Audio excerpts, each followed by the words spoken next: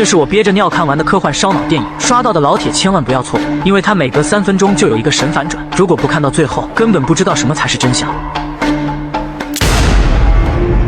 女人一觉醒来，发现自己被囚禁在了地下室。虽然每天都会有一个胖子给她送来食物，但她还是会感到莫名的恐惧，因为她的手臂不仅被输入了不明药剂，大腿还被人给锁住了。这明显就是非法囚禁，任凭她如何挣扎，也打不开腿上的金属镣铐。就在女人一脸绝望的时候，她突然注意到输液用的金属杆，随后她急忙拔掉针头，用金属杆够到墙角的手机。可她忘了这里是暗无天日的地下室，手机根本接收不到任何信号。就在这时，囚禁她的猥琐胖子走了进来。女人问他到底想要干什么，可胖子却说I'm going to keep you alive. 不但如此，胖子临走前还把钥匙扔给了他，这让女人一脸发懵，完全不知道对方是什么意思。但她现在已经管不了那么多，急忙用钥匙打开手铐。直到这时，她才发现旁边还放着一副拐杖。在从地上爬起来后，她做的第一件事就是从这里逃出去，却发现铁门已经被反锁了。女人灵机一动，从床上重新找到那把钥匙，随后使劲把拐杖的一头削尖，直到变成一根长矛。紧接着，她躲在墙后等胖子进来，可半天也没有等来胖子开门的动静。看着天花板上的通风管道，女人又想到了一个办法，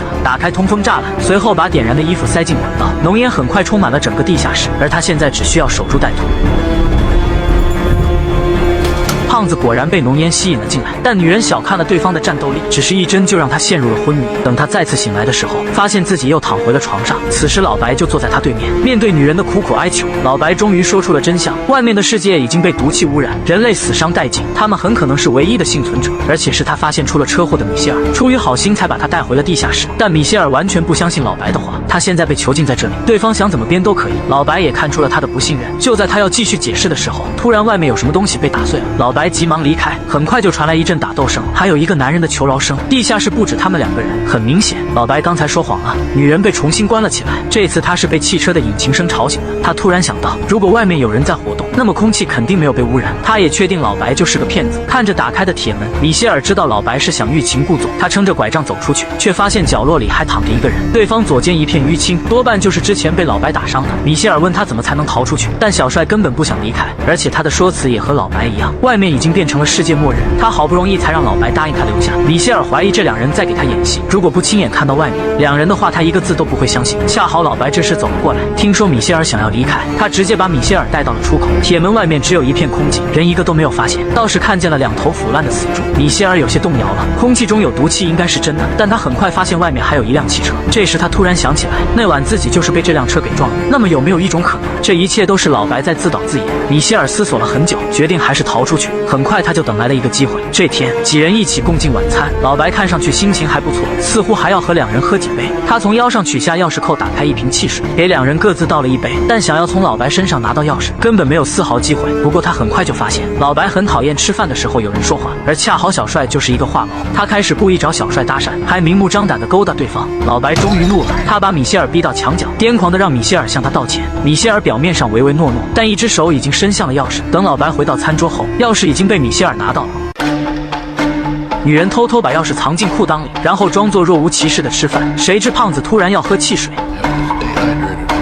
女人一听脸都被吓白了，手心里也开始冒出冷汗，因为老白之前就用钥匙扣打开的瓶盖，如果被他发现自己偷走了钥匙，肯定会被对方活活打死。老白往腰上一摸，果然发现钥匙不见了。就在这时，头顶突然传来一阵轰鸣声，趁老白抬头的瞬间，米歇尔抄起瓶子，当场就打爆了老白的头。随后他急忙跑向出口，用钥匙打开了第1把锁，然后是第2把。赶在老白追上来之前，他急忙打开最后1把锁，将老白给关在了里面。老白让他千万不要开门，要不然大家都会被毒气杀死。就在这时，外面突然驶来一辆汽车，米歇尔还以为自己得救了，谁知下一秒，一个满脸脓疮的老女人大喊着让他开门。看着对方那张面目全非的脸，米歇尔这时终于相信了，外面的空气真的有毒。而就是这么一犹豫，女人就开始对他破口大骂，还发了疯似的不停撞门。他这时彻底相信了老白的话，重新回到地下室。他以为老白会把他赶出去，却没想到老白是来道歉的。当时他在发现毒气来袭时，整个人都显得十分恐慌。超车的时候不小心撞到了米歇尔，由于当时情况紧急，就把他带回了这处避难所。听老白这么一说，他们之前的误会都可以解释通了。于是两人冰释前嫌，和小帅三人在地下室躲避灾难，无聊的时候就玩游戏打发时间。老白还把女儿的相片给他看，米歇尔还以为这样的日子会持续下去，直到这一天，地下室突然发生了剧烈震动，恐怖的嘶吼声不停地在外面咆哮。老白猜测这一切都和那道闪光有关，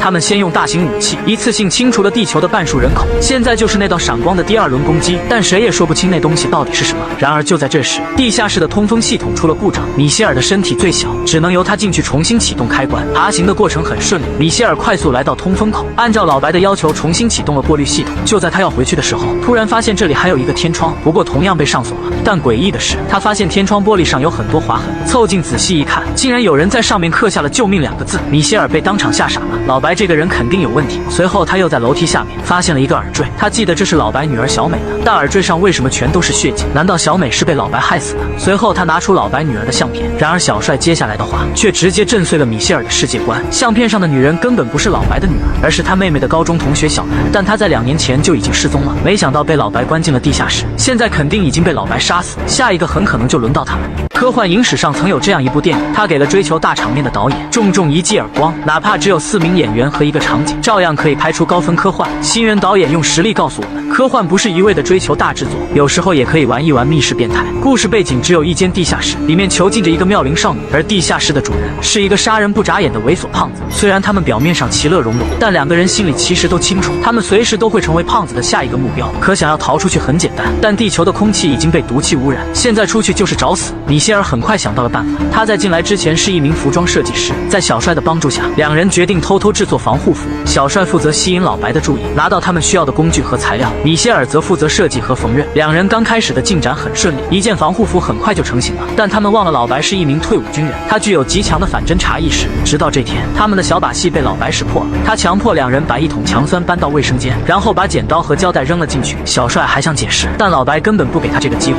为了保护米歇尔，小帅说这一切都是他自己干的。他们本以为老白会网开一面，然而下一秒，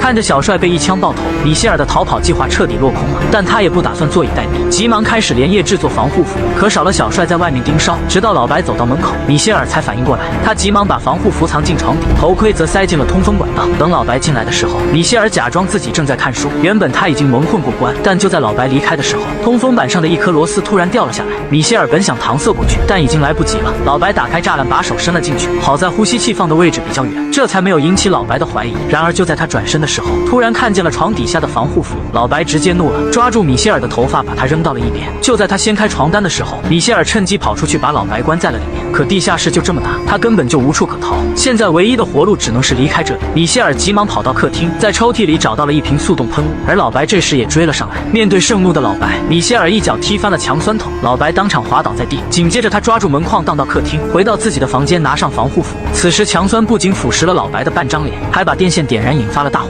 米歇尔突然想到还有一个出口，他爬上餐桌，打开上面的通风口，随后把防护服绑在自己腿上，顺着通风口爬进去，然后急忙向空气净化室前进。突然一把刀刺穿了钢骨，险些给他来了一个透心凉。米歇尔拼了命的继续往前爬，这一次那把刀差点刺穿了他的脑袋。趁着老白被栅栏挡住，米歇尔顺利到达了空气净化室，他急忙穿上防护服，把没来得及缝好的地方用胶带粘住，紧接着顺着楼梯往上爬，然后用速冻喷雾破坏铁锁，打开天窗逃了出去。此时外面的世界一片空寂，甚至连一声鸟鸣也听不见，空气中依旧还存有毒气。米歇尔本打算驾车离开，却不小心刮破了防护服，这下完蛋了。他急忙用胶带把缺口粘住，缠了一圈又一圈，发现自己没有中毒，这才松了口气。然而就在这时，他突然看见天空有一排大雁飞过，米歇尔突然意识到空气中可能并没有毒气，他取下脸上的面罩，大口呼吸着新鲜空气。然而还没等他高兴2秒钟，远处的地平线上突然出现了一艘不明飞行物。就在他一脸发懵的时候，身后的地下室突然发生了爆炸，这也把那艘不明飞行物吸引了过来。直到对方靠近，他才发现那是一艘外星人的捕猎飞船。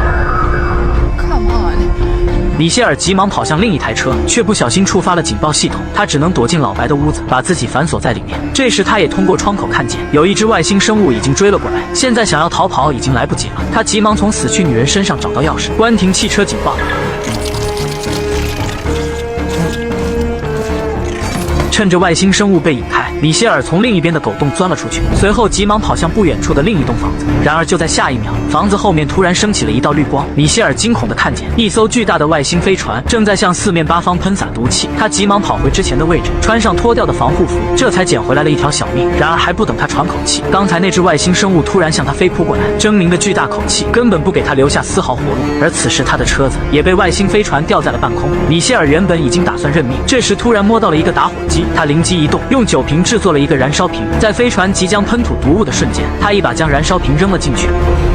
飞船混合毒气被成功点燃，在半空就接连发生了爆炸，以防其他飞船被爆炸声吸引过来，他连忙驾驶另一辆车逃离这里。在开出科洛福道10号不久，米歇尔突然收到一条广播，军队已经收复了一部分城市，如果受过医疗培训和战斗经验，请立即前往休斯顿支援，那里还有幸存者需要帮助。于是米歇尔调转车头，一路向休斯顿开去。